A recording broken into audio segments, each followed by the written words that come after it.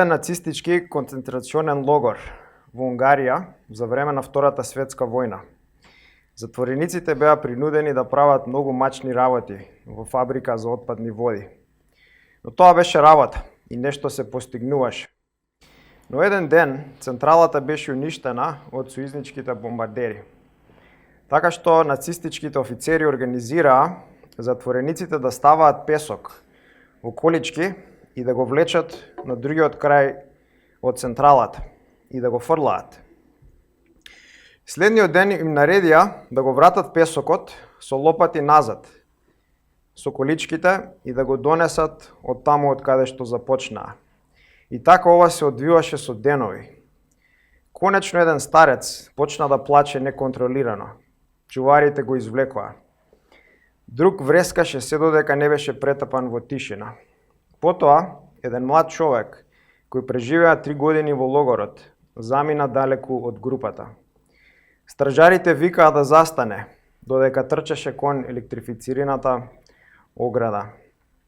Останатите затвореници исто така извикаа, но беше доцна. Се јави заслепувачки блесок и страшна бука, додека чадот се издигнуваше од неговото месо што тлееше.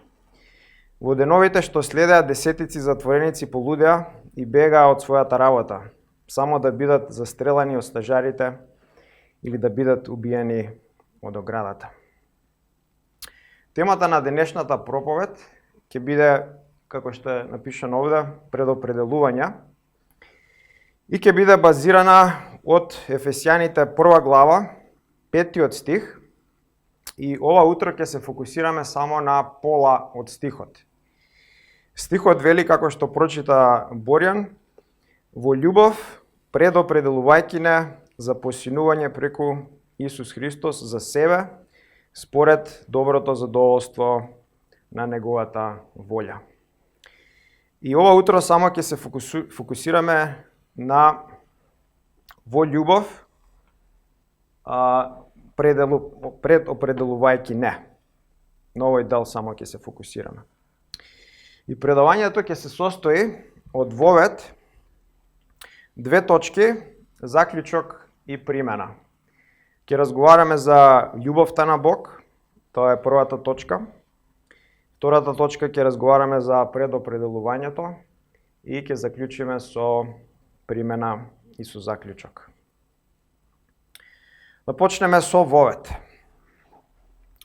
Во овие стихови од Ефесијаните 1 глава и целата книга на Ефесијаните, апостол Павле е толку многу запрепастен од благословите што ги имаме како христијани, од богатствата што ги имаме, од длабочините што се наши како верници. И како во еден здив не може да престане, а да не го слави, да не му благодари на Бог. И посебно ова го гледаме во 1 глава, од 3 стих до 14 стих. Овде имаме една голема реченица или една голема мисла, каде што апостол Павле листа благослови, убавини, драгоценности што ги имаме во Христа.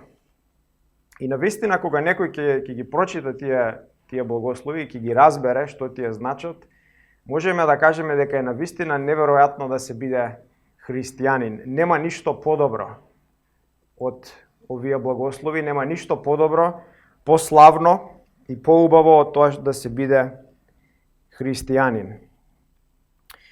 И првите 2 благослова што се излистани во стихот 4 од 1 глава, тоа се избраноста и светоста. И кога разгледувавме тој стих, видовме претходниот пат што е избраноста и што е светоста. Нели кажавме да се подсетиме уште еднаш дека избраноста е акт на Бог каде што тој избира луѓе за себе. Значи од сите луѓе што планира да ги создаде, избира одредени индивидуи, дискриминира одредени индивидуи и викаат овие ќе бидат мои. Чи референтната точка е себе си. Избира за себе си. Светоста е тие се избрани да бидат свети. И сега во 5 стих имаме уште други 2 благослови, што апостол Павле ги листа, и тие се предопределувањето и посинувањето. И денес само ќе го разгледаме и ќе се фокусираме претежно на предопределувањето. Да почнеме со првата точка. Љубовта на Бог. И движечкиот фактор на сите овие благослови, кои се многу, дури и не знаеме нивната длабочина колку се. Еден теолог вика дека благословите на Бог се толку многу, што ние ги имаме, што се повеќе од сите зрна на песокот, сите зрна на песочните плажи, се повеќе од сите бранови во океаните. И движечкиот фактор на сите овие благослови, што ги имаме како христијани и што се опишани во Ефесјаните, е љубовта. И тоа е претежно љубовта што се наоѓа внатрешно во Светото Тројство. Отецот го сака синот. Тоа го гледаме во Јован 15 глава 9 стих. И се му дава на синот. Се му дава во неговите раце. Отецот ставил се под синот и починил се што е создадено под него. И за да изрази љубов, таткото во мината вечност избира и му дава народ, му дава индивидуи, му дава луѓе на синот. И му вика, овие се твои, за да преку овие индивидуи, преку овие личности, синот да добие чест, слава, обожување и возвишеност. Во времето сега и во вечноста. Тоа го гледаме од Јован 5 глава 23 стих. И синот не само што ќе добие слава и издигнување од избраниците, него синот ќе добие слава и од злобните, и од грешните, во денот на судот, кога секое колено ќе се поклони и секој јазик ќе признае дека Исус е Господ. Тоа го гледаме од Филипјаните 2 глава од 10 до 11 стих. Отецот изразува бескрајна и бесконечна љубов кон синот. Синот исто така изразува љубов кон отецот. Синот бескрајно го сака отецот. Јован 14 глава 31 стих. И прави се што е угодно во неговите очи. Тој извикува, еве ме, дојдов да извршувам твојата волја. Во Евреите 10 глава 9 стих. И синот ја покажува љубовта кон отецот, кон таткото, во тоа што се покорува. Синот изразува љубов кон отецот преку откупување на овие луѓе кои му се дадени. Откупување на овие луѓе од гревот преку неговата смрт. И исто така давање на вечен живот на овие луѓе. И синот ги враќа овие лица или овие индивидуи кон отецот. Зашто се што има Христос е од отецот и се што има отецот е на синот. И му се покорува на отецот. 1 Коринјаните 15 глава 28 стих. И синот како човек, или кога зима човекова природа, умира и човечки гледано дава се исцедува до крај. Претрпува неверојатна и неискажлива болка да ја покаже љубовта кон својот отец, дека колку многу го љуби својот отец. Светиот Дух исто така манифестира љубов кон синот. Тој го прославува него и зборува тоа што е негово. Исус вика, Светиот Дух ќе дојде, нели, во Јован 16 глава, и ќе збори тоа што јас ќе му кажам. Нема да се прославува себе си, туку ќе ме прославува мене и ќе соопштува она што е мое. И ова бесконечно прикажување на љубов од отецот кон синот и бесконечна манифестација на љубов од синот кон отецот. И ова бесконечна демонстрација на љубов од духот кон таткото и синот се основите, се темелите на се. Значи, се темелите на создавањето, на управувањето и анажманот на сите работи, на спасението и конзумацијата на се. И се разбира се изворот, фонтаната, сонцето на овие благослови, што ги имаме како христијани. Значи се потекнува од оваа бескрајна и бесконечна размена на љубов во Светото Тројство. И Светото Тројство одлучува да сподели оваа љубов со човекот. И во оваа бескрајна и бесконечна размена на семокна и неискажлива љубов, на безусловна љубов која се исцедува до крај, меѓу Синот, Таткото и Светиот Дух е внесен човекот. Човекот му е дадена љубов, во тоа што Таткото избира индивидуи преку љубов. Изборот не е базиран врз никакви дела што човекот ги направил, туку е базирана безусловна љубов. Таткото го праќа Синот за човекот. Синот исто така искажува љубов кон човекот преку тоа што умира, ја истура својата драгоцена крв за човекот да го спаси. Светиот Дух исто така искажува љубов кон човекот преку носење на спасението на човекот денес. Тоа што Исус го заработува пред 2000 години, Светиот Дух го прави живо, реално и активно денес во срцата на луѓето. И тој се всадува во човекот и продолжува да живее се до крај. И генерално можеме да кажеме дека љубовта е дело, е акт, е одлука која пожртвувано дава, која не го бара своето, туку пожртвувано дава и се исцрпува за другиот. И во Јован 3 глава 16 стих, познатиот стих, што не кажува? Дека Бог толку многу го возлюби светот, што направи? Го даде. Го даде својот Син. Бог одлучи да го даде своето највредно, своето најдрагоцено, своето најубаво, своето најславно за човекот. И моето прашање до вас е каква е вашата љубов кон другите? Дали твојата љубов пожртвувано дава или се губиш во својата себичност? Дали си преокупиран со себе и своите проблеми и грижи и забораваш на другите? Дали се давиш во преокупираност со твоите гревови? Дали твојата љубов е насочена кон Бог и твојот ближен или е кон себе и своите страсти? Имаме неверојатен пример како Бог не возлюби, како Синот не возлюби, како Светиот Дух не возлюби. И во овој стих, во 5 стих, ни кажува дека Таткото, Бог во љубов, преку љубов не предодредува, не предопределува и не посинува. И како што напоменав, љубовта е таа што ги врзува сите благослови и љубовта е таа која е фонтаната и изворот на се што имаме како христијани.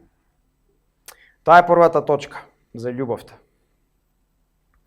Втората точка ќе биде предопределување. Стигот вели, во љубов Бог не предопредели.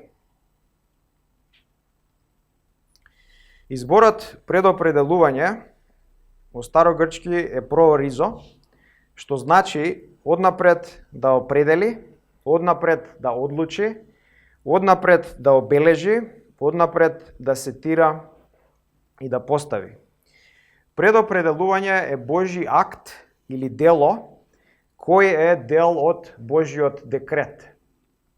Божиот декрет ги опфаќа сите работи и е воедно исто така Божја одлука и Божјо дело.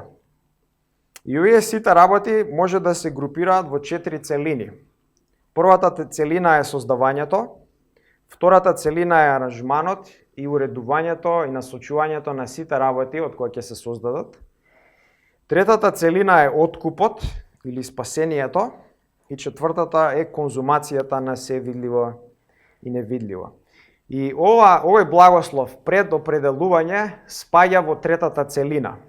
Спаѓа во откупот и во спасението од Божјиот декрет. Исто така изборот на Бог, кој го видовме во 4 стих, исто така спаѓа во целината на Божјото спасение, кој е дел од Божјиот декрет. И за разлика од изборот, нели кажавме Бог избира одредени индивидуи и вика овие се сега мои. Другите се оставени. И тие што се избрани не само што Бог ги избира, туку ги предопределува. И предопределувањето има референтна точка на целта, насоката, дирекцијата, дестинацијата на овие индивидуи.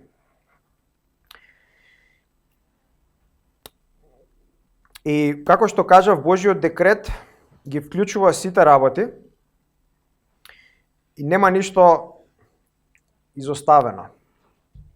Можеме да кажеме дека се е предодредено, се е фиксирано, се е поставено, уште пред да почне. И ако можеме логични малце да размислиме, пред да одиме во стиховите, овде збориме за спасението, така? Сме избрани и сме предодредени за спасение. Ако се фиксира или сетира или предодреди еден настан, како настанот на спасението, мора логично да се фиксираат сите настани пред и после тој настан, така, бидејќи се врзани во една целина. И ако се фиксираат или сетираат сите настани, што се пред и после, мора да се фиксираат сите настани што се пред тие настани пред и после. Така, логични ако ги врземе работите. И ако се фиксираат сите настани пред и после настанот на спасението, мора целата целина да се сетира. На сите настани, поврзани со една индивидуа. Со фиксирање на еден настан мора се да сите работи да се фиксираат, збориме за една индивидуа. Но знаеме во светот немаме само еден човек, така имаме многу луѓе, многу генерации. И сега, ако за еден човек се фиксира или се сетира сите настани, мора да се сетираат сите настани или сите настани на сите луѓе што се пред и после тој човек, бидејќи се врзани. И ако се фиксираат сите настани пред и после, не само во една индивидуа, туку во тие индивидуи што се околу тој човек, заклучокот е мора да се фиксира, определи и сетира цела човечка генерација. И ако се предодреди или фиксира или сетира цела човечка генерација со сите настани во таа генерација, мора да се фиксира, предодреди сите генерации што се пред и после таа генерација. И ако се фиксираат сите генерации што се пред и после, мора да се фиксираат сите генерации. Така, зашто сите се врзани во еден ланец. И можеме да заклучиме логично дека созданието, дека универзумот е еден голем, комплексен, врзан, зависен, мрежен систем. И ако се фиксира едно нешто во тој систем, мора се да се фиксира. Ако се постави и одбере и предодреди спасението на еден човек, на еден избраник, мора се да се сетира во тој универзум. Ајде да видиме неколку стихови. Во Јов 14 глава 5 стих пишува на човекот дните му се определени. Бројот на месеците од Бог зависи. Бог му определил меѓа преку која не може да мине. Во Псалм 139, 16 стих пишува: Твоите очи го видува мојот почеток. Веќе се беше запишано во твојата книга. Деновите ми беа определени, уште додека не беше ниеден. Во Исаја 14 глава 24-27 пишува стих: Господ над воинствата се заколна. Што намислив, ќе збидне. Што наумив, ќе се сврши. А кога Господ на војските ќе одлучи, кој може да се противи? кога тој ќе испружи раката, кој може да ја одврати. И во Исаја 46 стих, 9 и 10, 46 глава, 9 и 10 стих пишува: Јас сум Бог и нема друг, никој не ми е сличен. Оној сум кој од почетокот го открива крајот и најавува однапред она што не е збиднато. Јас велам, мојата одлука ќе се исполни и ќе извршам се што ми е по мојата волја. Значи, зборуваме за определување на се, на сите работи, на сите настани, на сите луѓе во минатото, во сегашноста и во иднината. Се е фиксирано, се е сетирано, се е предодредено. Со предодредување на еден настана. Тоа е спасението на еден човек. Ајде да видиме неколку карактеристики за Божјиот декрет. Значи, како што напоменав, предопределувањето е дел од Божјиот декрет. Или Божјиот декрет е Божјата одлука, Божјата намисла да постави се пред да почне во минатата вечност. Првата карактеристика или првото својство е дека Божјиот декрет е сеопфатен. Божјиот декрет е сеопфатен. Во Вестминстер конфесијата пишува вака на оваа тема. Отворен цитат. Бог од сета вечност, според најмудриот и светиот совет по својата волја, слободно и непроменливо одредил се што ќе се случи. Сепак со тоа Бог ниту е автор на гревот, ниту пак се нуди насилство кон волјата на суштествата, ниту пак се одзема слободата или зависноста на второзначајни причини. Туку напротив, тие се утврдуваат. Бог уште од почетокот одлучил се што ќе биде. И тоа одлука за предопределување или тој Божји декрет ги вклучува исто така и најмалите, најбаналните работи и исто така ги вклучува и гревот и грешните дела на луѓето. Значи се е опфатено. За најмалите работи или најбаналните или најнезначајните работи, Господ Исус вика во Матеј 10 глава 29 стих: не се продаваат ли две врапчиња за Асирии? Па ниедно од нив не паѓа на земјата без волјата на вашиот татко. А вам ви се изброени дури и влакната на главата. Ако Бог ги предодредил врапчињата кои паѓаат, која ќе падне, која нема да падне, и влакната на косата на секој човек, колку повеќе предодредил други работи. Божјиот декрет исто така го опфаќа и гревот. Гревот е планиран и предодреден. Гревот не е само дозволен, туку активно работи како роб за Божјата слава. Секако Бог не е автор на гревот. Бог е светлина и нема никаква темнина во него. Бог не може да направи грев. Гревот и злото се извршува преку слободни агенти. И тие агенти мора да бидат слободни, бидејќи тоа е основата на одговорност и основата на судот. И гревот е опфатен до таа степен што све е опфатено поврзано со еден грев. И ќе видиме сега 3 стихови каде што е опишано како најголемиот грев што некогаш бил направен во историјата на човештвото. Најголемиот грев е убиството на Божјиот син. Е предавството и убиството на Божјиот син. Тоа е најголемиот грев. И ако тој е фиксиран и сетиран и предодреден, све друго мора да е фиксирано и предодредено. Во Дела 2 глава, 23 стих вика: вие него, Петар проповедајќи на јудејците, вика: вие него,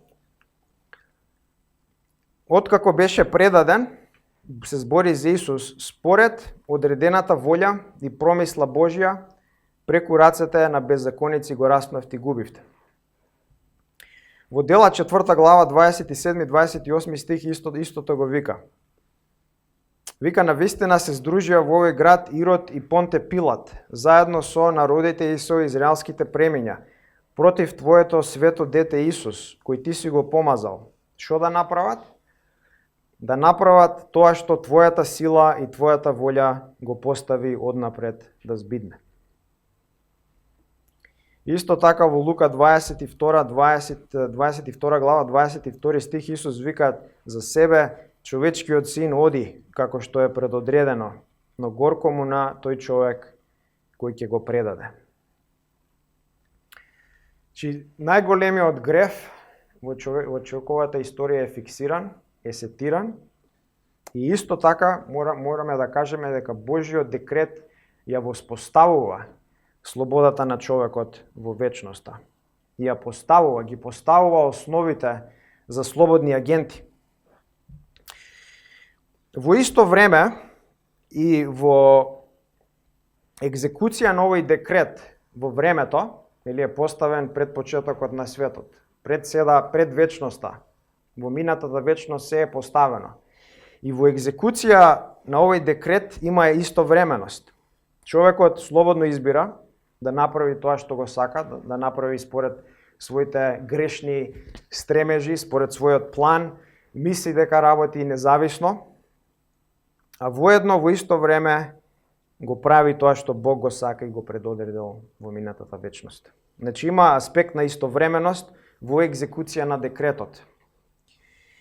И мораме да кажеме дека кога Бог го гледа гревот во својата изолирана грозност и гнасотија, гревот е најужасниот ентитет што постои. И кога Бог, кој бескрајно го мрази гревот, го гледа во својата изолирана грозност и ужасија, бескрајно и бесконечно го мрази. Но кога гревот се гледа во мрежната поврзаност со системот на созданието и ефектот што гревот го носи во тој систем, во човекот во една ентитет, во еден човек, е виден како добар и затоа е предодреден. И сите работи работат за добро, за Божјата слава, дури и гревот. Джонатан Едвардс напишал вака за оваа тема. Отворен цитат. Тоа што треба да кажеме е дека Бог ги предодредил сите постапки на луѓето, да, секоја постапка, дури и грешната. А сепак Бог не ги предодредува постапките на луѓето како грешни, туку ги предодредува како добри. Под определување на акција како грешна мислам на незиното определување заради грешноста на дејството. Бог наложува тие да бидат грешни, но за доброто што го предизвикува да произлезе од нивната грешност. Со оглед на тоа, човекот ги опредодредува постапките заради злото што е во нив, а не Бог. Значи, сумацијата е Божјиот декрет е сеопфатен. Ги опаќа најмалите, најбаналните работи, најситната прашинка што тука се движи, која не засега, најситните инсекти, влакната на главата, врпчињата кои паѓаат, и опаќа најмасивните работи, најстрашните работи, најтемните работи, и гревот исто така го опаќа. Значи опаќа се. Октавиус Уинслоу напишал вака: предодреденоста е претходно определено Божјо назначување и претходно уредување на се пред се, според неговата божествена и врховна волја. Нема предпоставки, нема естимации, нема случајности, нема непредвидени ситуации за Бог, за еднината. Тој не само што знае се, туку поставил, назначил, предодредил се, според советот на својата волја. Значи, таа е првата карактеристика за Божјиот декрет, или каде што го гледаме предопределувањето.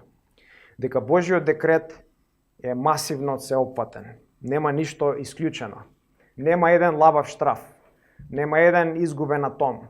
Се е под власта на Божјиот декрет. Втората карактеристика е Божјиот декрет е ефикасен и непроменлив. Тоа што Бог одлучил, тоа ќе се случи. Божјиот декрет не е желба не е надеж, не е надевање или посакување, туку е непроменлив факт на Божјиот семоќен Творец. Бог не го менува својот ум или намисла. Тој е совршен во своето разбирање и мудрост. Тој не прави никогаш грешки и никогаш не треба да се покае. Што му одлучи нешто, така ќе биде и нема назад. Ништо не може да го промени Божјиот декрет, ниту да го спречи, ниту да го фрустрира неговото извршување. Во Псалм 33 глава, од 9 до 11 стих, пишува вака: Бог рече и се стана, нареди и се утврди. Господ ги осуетува намерите на народите, ги прави некорисни мислите на племињата. Господовиот наум останува довека и мислите на неговото срце од род до род. И во Данијал 4 глава 35 стих пишува: жителите на земјата се како ништо. Тој постапува според својата волја со небесната војска и со земните жители. Никој не може да запре неговата рака или да му каже што правиш. Таа е втората карактеристика на Божјиот декрет, е дека е ефикасен и непроменлив. Штом се фиксира, останува така до вечноста. Третата карактеристика на која ќе посветиме малце повеќе внимание во ова предавање или ова проповед е Божјиот декрет и неговата безусловност. Дека Божјиот декрет не зависи од ништо, освен од Бог. Ова безусловноста на Божјиот декрет е дебатирана во христијански кругови и надвор. Например, арминијанците го негираат ова со користење на стихови. Молинистите исто така, православните исто така. Тие што се држат на Карл-Барт теологијата исто така негираат дека Божјиот декрет е безусловен. Посебно арминијанците и другите луѓе ги користат два пасоса или две групации на стихови. И јас сум издвоил овде два главни стиха кои ги користат да кажат дека Божјиот декрет и неговата одлука не е безусловна, туку зависи од нешто надвор од Бог. А тоа од што зависи е волјата на луѓето и нивната вера, која е видена во вечноста пред да се создадат. Ајде да ги видиме овие стихови. Во Римјаните 8 глава, и може да отворите таму ако имате Библија, зашто ќе посветиме некој период на доста стихови. И битно е ова да го видиме библиски, нели? Може да елаборираме филозофски, битно е да го видиме ова библиски. Во Римјаните 8 глава, 29 и 30 стих пишува вака: Зошто оние кои ги познаваше однапред, нив ги предопредели, за да се преобразат според ликот на неговиот син, за да тој биде првороденец меѓу многуте браќа. А оние кои ги предопредели, тие нив ги повика, а кој ги повика, тие ги оправда, а кој ги оправда, тие ги прослави. И сега во 29 стих имаме предопредели, тоа е истиот збор. Прооризо во својата основа, што го гледаме во нашиот стих. Зборот познаваше однапред прогиноско во својата основа. И сега арминијанците викаат дека прооризо зависи од прогиноско, дека предопределувањето на Бог зависи од познавањето на Бог претходно. И овој стих не кажува Бог што Бог знаел, не кажува дека Бог ја знаел волјата, Бог ја знаел луѓето, кажува дека Бог знаел неколку индивидуи, ги знаел избраниците. И арминијанците викаат: ете, Бог однапред јас ги знаел луѓето, однапред ја видел нивната волја и ги предодредил. Значи кажуваат дека Божјиот декрет, Божјото предопределување е условно, е условено од луѓето. Другиот стих кој се користи е во 1 Петар, 1 глава, од 1 до 2 стих, каде што апостол Петар пишува: Петар, апостол на Исуса Христа, до избраните, придојдени, растурени по Понт, Галатија и така натака. И сега еве го клучниот збор. Според провидението на Бог Таткото во осветувањето на Духот за послушност и попрскување со крвта на Исуса Христа. Значи, овде е истиот збор. Овде провидението е исто така прогиноско. Но не е преведено познаваш однапред, него е преведено како провидение. И овде исто така се кажува дека еве гледаш, избраниците се избрани според привидението на Бог. Значи Божиот декрет дека е условен. И тоа што сакаме да прашаме е дали овој збор прогиноско може да се протолкува како чисто, голо, едноставно познавање или има нешто повеќе. И има нешто повеќе, зашто кога ќе продолжиш да видиш други стихови, се создава некоја дилема. Што се создава? Ајде да видиме во 1 Петар, во 1 глава, понатака од овие стихови, во 19 и 20 стих, истиот збор се користи. И овде вика: со скапоцената крв на Христос, во 19 стих, како невино и чисто јагне, кој беше предназначен според создавањето на светот, се јави на крајот на времињата заради нас. Овде е зборот за предназначен е исто така прогиноско, што реално треба да се преведе, да бидеме консистентни, познаваше однапред, не предназначен. Но е преведен предназначен, зашто ако се напише познаваш однапред, стихот нема да прави никаква смисла. Зошто нема да прави никаква смисла? Зошто ќе каже дека Исус бил познат пред почетокот на светот, дека Бог го знаел таткото. Па тоа е очигледно, нели? Очигледно е дека Бог го знае синот. Бог се знае, така? Нема потреба да се напише дека Бог таткото го знаел синот. Тоа е веќе познато. Што значи има нешто повеќе? Ајде да видиме во Римјаните 11 глава од 1 до 2 стих, каде истиот збор се користи. Апостол Павле вика: дали Бог го отфрли својот народ во првиот стих? Далеку од тоа, зашто јас сум израелец од Аврамото потомство, од Венјаминовото племе. Бог не го отфрли својот народ, и еве го зборот, колку го знаеше однапред. И овде е истиот збор, прогиноско. И сега, ако овде се преведеме да значи чисто или голо или едноставно познавање, стихот не прави никаква смисла. Зар само Израел Бог го знаел однапред, а не другите нации? Зошто има потреба да каже Бог го знаел својот народ однапред? Нема никаква додадена вредност.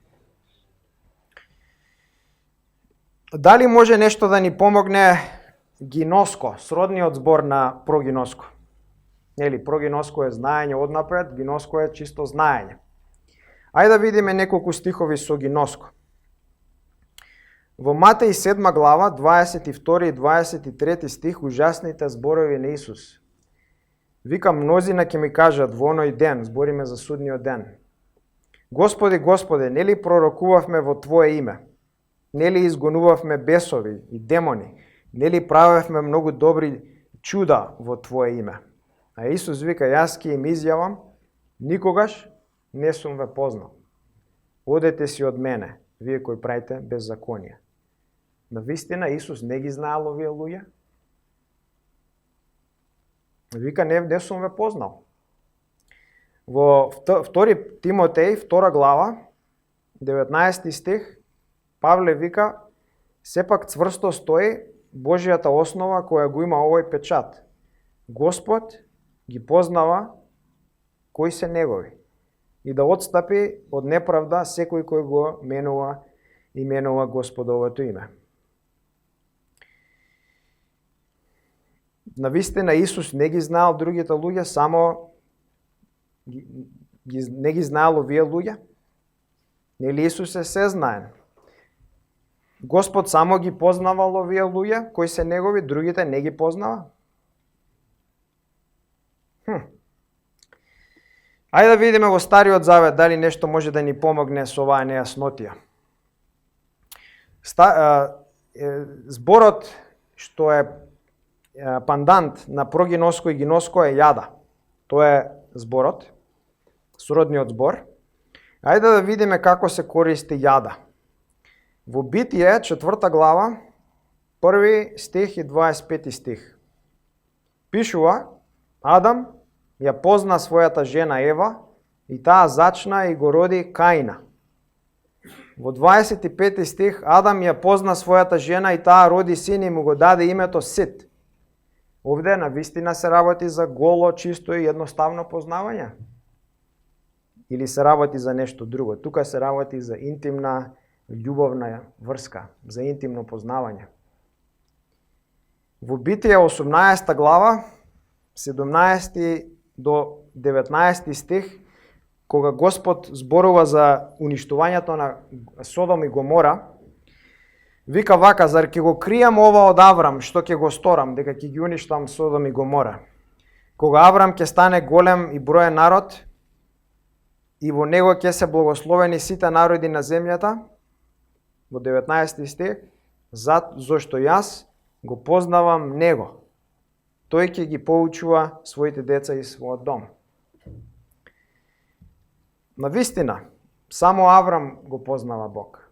Другите не ги познава. Амос 3 глава, 1 и 2 стих, пишува, чујте го Израелеви синови ова слово кое Господ зборува против вас. Против секој род што го извлеков од египската земја, значи се обраќа на Израел.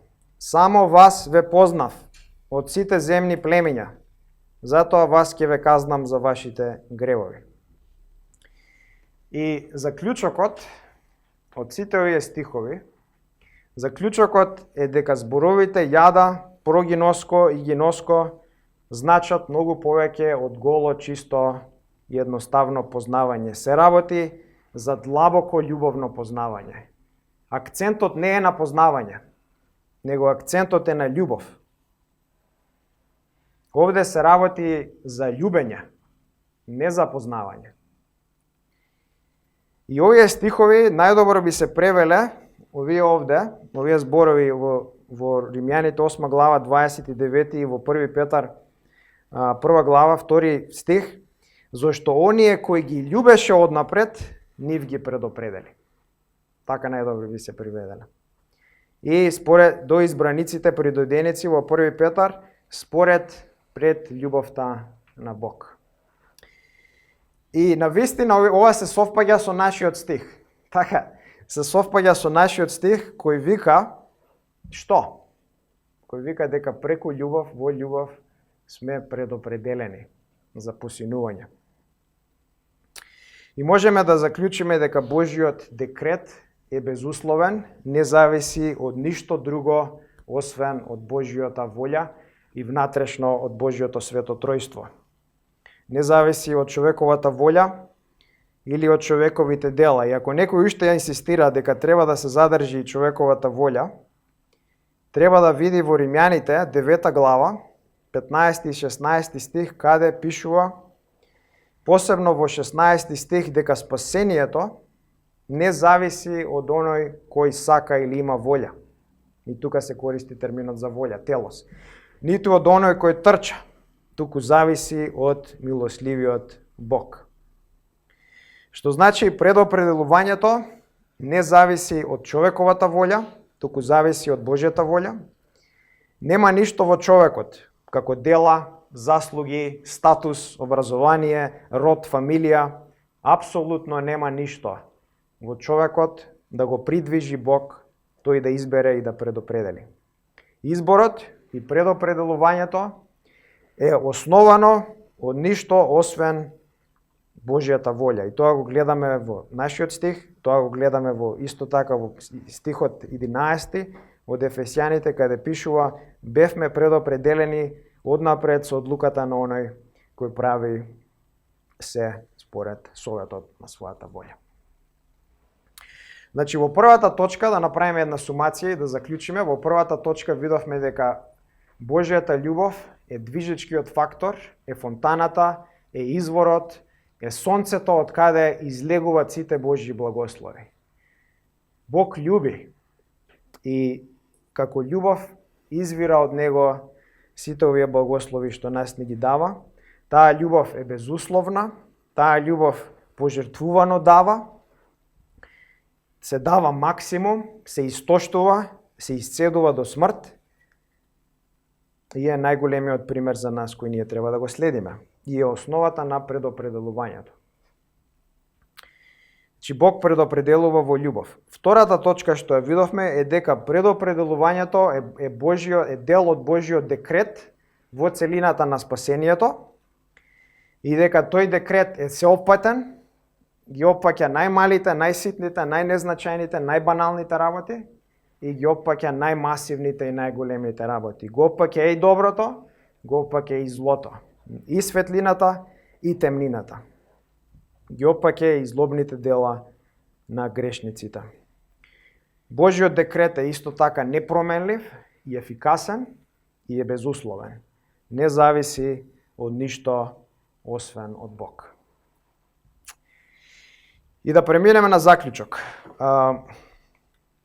и примена. Сторијата со која почнав за нацистичкиот концентрационен логор во Унгарија,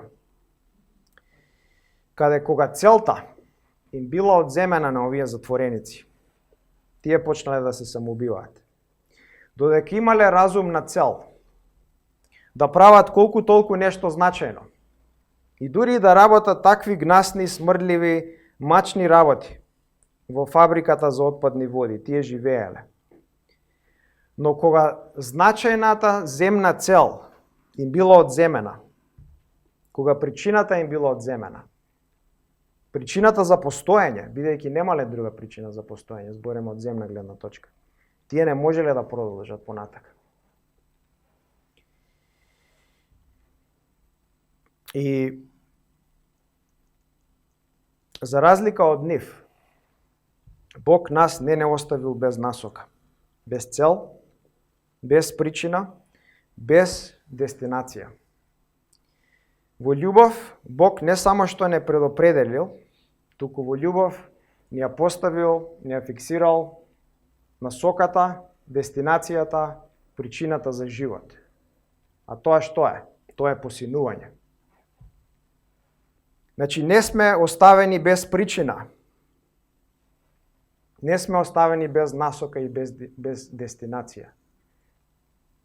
Каква славна причина за живот. Нема никаква поголема, повредна, позначајна причина за живот, освен оваа. Таа причина е да го познаеме Бог и Неговиот Син. Таа причина е да сознаеме Неговата љубов и Неговите благослови и да се соединиме со Него, да станеме Божји синови и Божји ќерки. Која определува твојата причина на твојот живот денес? Дали имаш цел, дали имаш насока, дали имаш дестинација? Зошто живееш? Дали ти ја одредуваш твојата причина за живот? Дали твојата фамилија? Дали школото? Дали општеството? Дали работата? Дали твоите другари и другарки? Дали државата? Дали киното? Дали филмовите? Дали музиката? Кој ја определува твојата причина за живот? И преку Христос имаш можност да дојдеш до највозвишеното, највредната, најголемата причина за живот.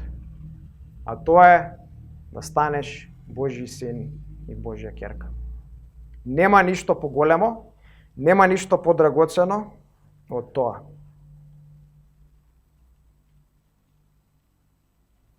Тоа е најславната причина за постоење, кој никогаш нема да ни биде одземена, и славно Бог ќе не однесе во рајот, славно Бог ќе не однесе каде што припаѓаме.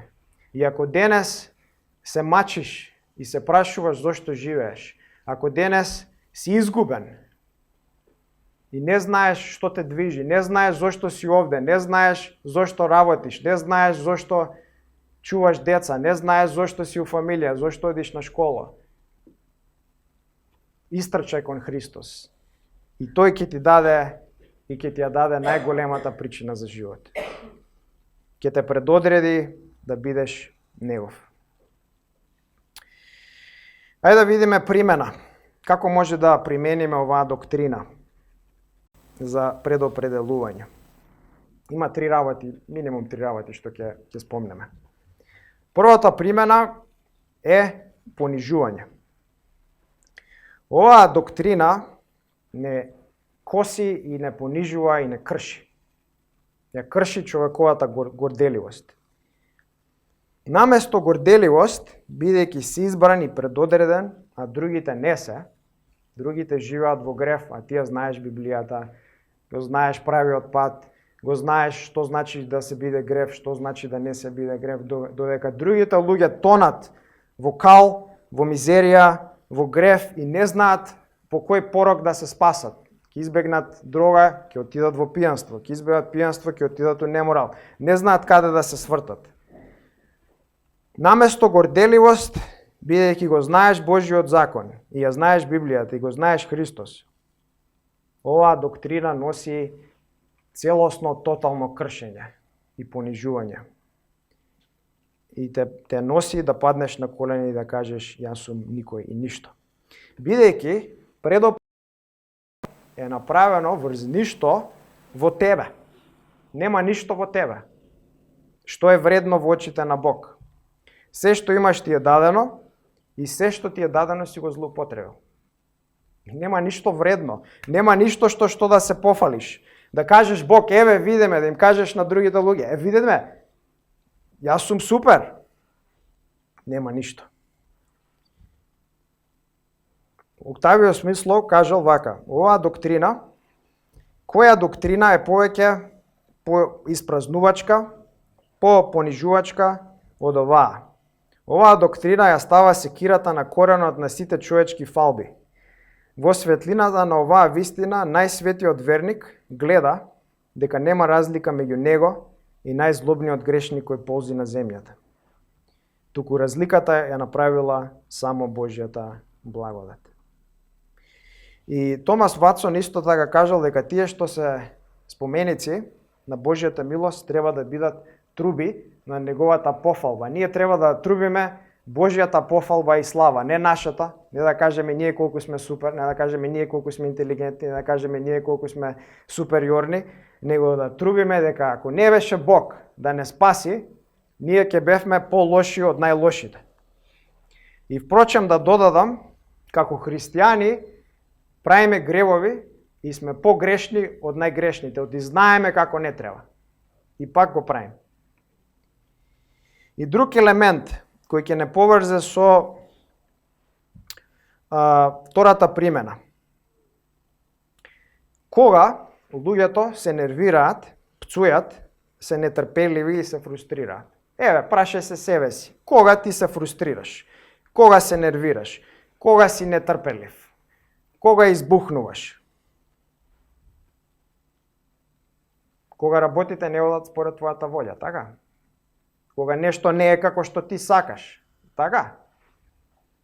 Тогаш се нервираш, пцуеш може во себе, се фрустрираш, си лош кон твоите блиски.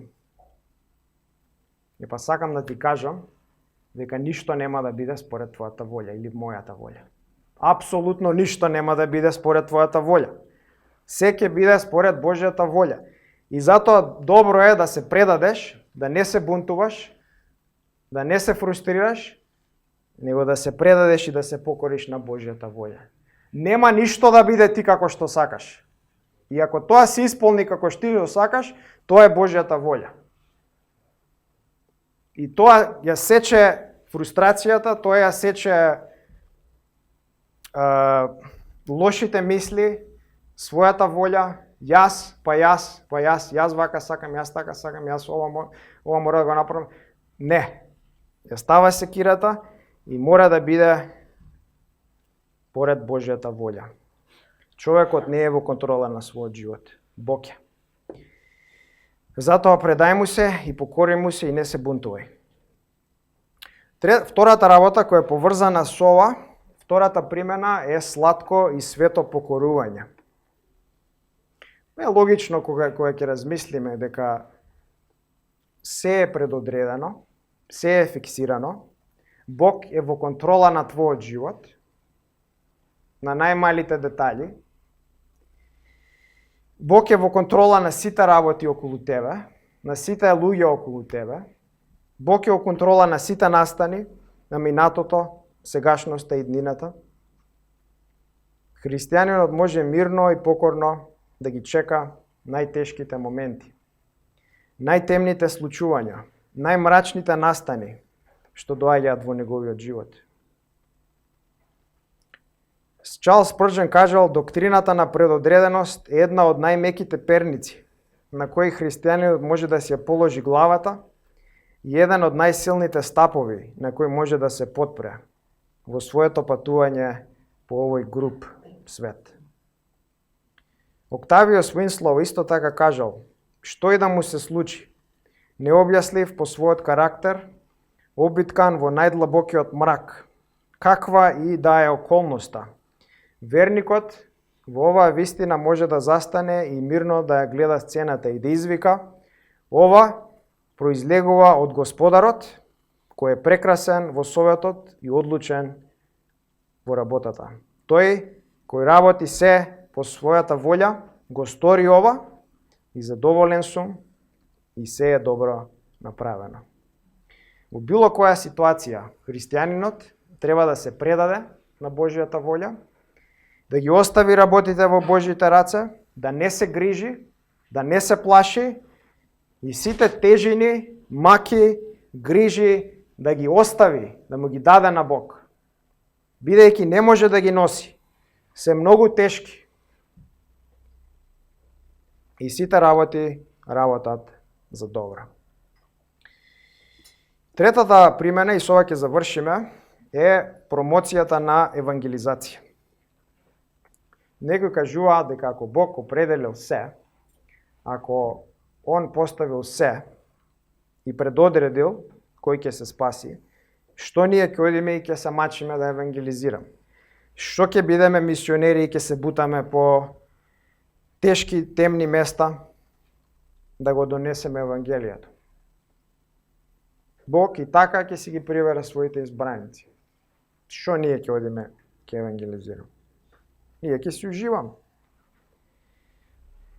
Првата причина е бидејќи Бог тоа ни го заповеда да го правиме. И тоа е доволно, нели? Бог ни заповеда да евангелизираме и да сведочиме за Исус.